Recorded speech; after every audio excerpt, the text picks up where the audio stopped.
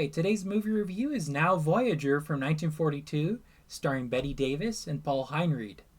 And so now let me break down the criticless description of it.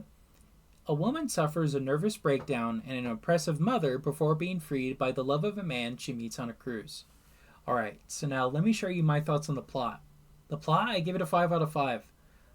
I love the story of this movie so much. I thought it was excellent. Um, Typically, I'm not a huge fan of films that involve infidelity between the two leads. This one is much different to movies like A Brief Encounter or other films like that. Uh, they don't ever really commit to it in this film. And what does eventually unite them is taking care of Paul Heinrich's character's daughter. Um, where that's how they decide to share their love with each other is taking care of her. I thought that was a beautiful ending and definitely a twist ending that you typically don't see in movies, even in the 1940s. I also love the story of Betty Davis's character learning to become independent from her overbearing mother, and I also love Claude Rains as that doctor. He's hilarious and great. And I also love that he sees her as a normal person who grew up in a pretty rough and sick situation, not the other way around. So overall, I think it's a fantastic story, great characters. I give the plot a 5 out of 5. I actually ended up watching it twice, and it gets even better on multiple viewings. So I really love this story. 5 out of 5. All right, let's move on to the acting. Again, a 5. I thought it was amazing. Paul Heinried, Betty Davis, Claude Rains, Gladys Cooper.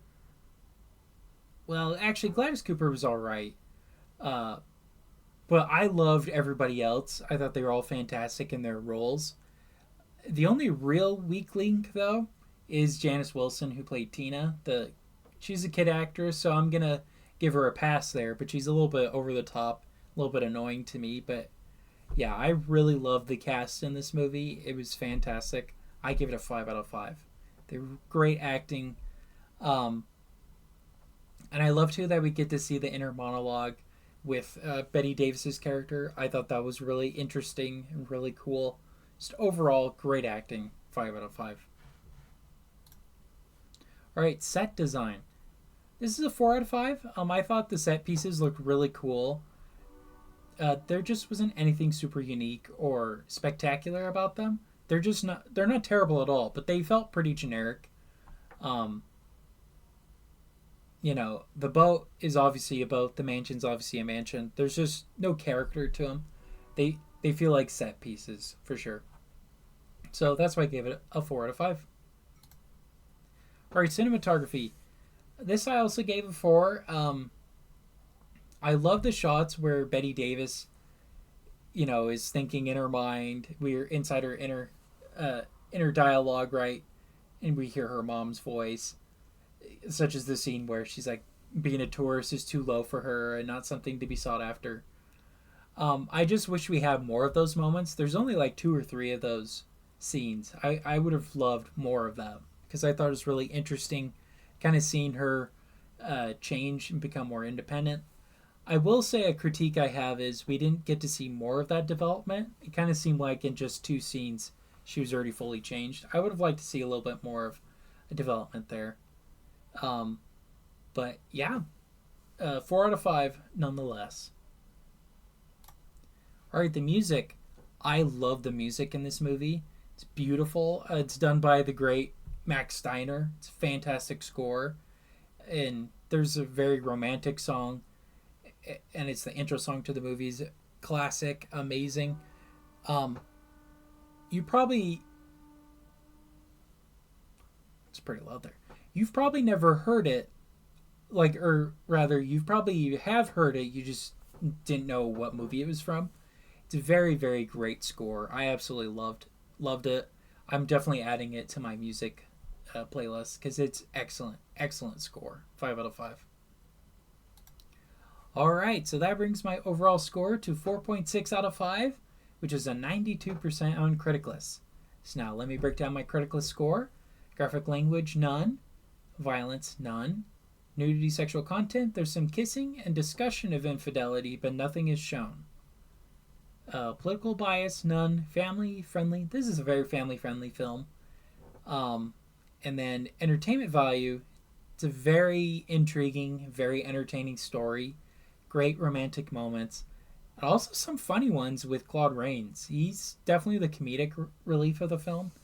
I love every movie he's in, but yeah, he does fantastic here. So overall, would I recommend this movie? Absolutely. It's an excellent film, great cast, great music. Betty Davis is great in this role, and she's an adult overcoming and becoming an independent woman, and moving on from her childhood and becoming who she wants to be.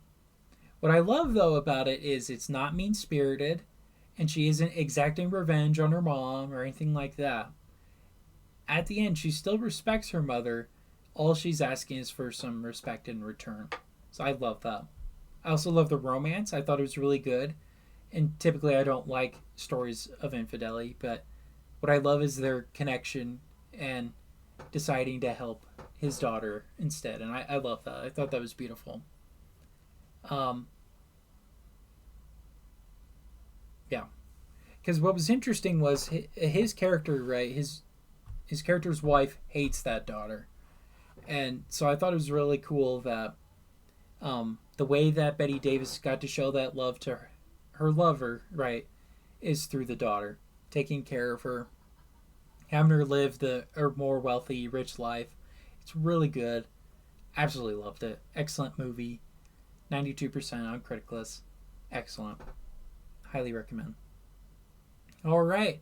Well, those are my thoughts on Now Voyager from 1942, and that concludes today's movie review.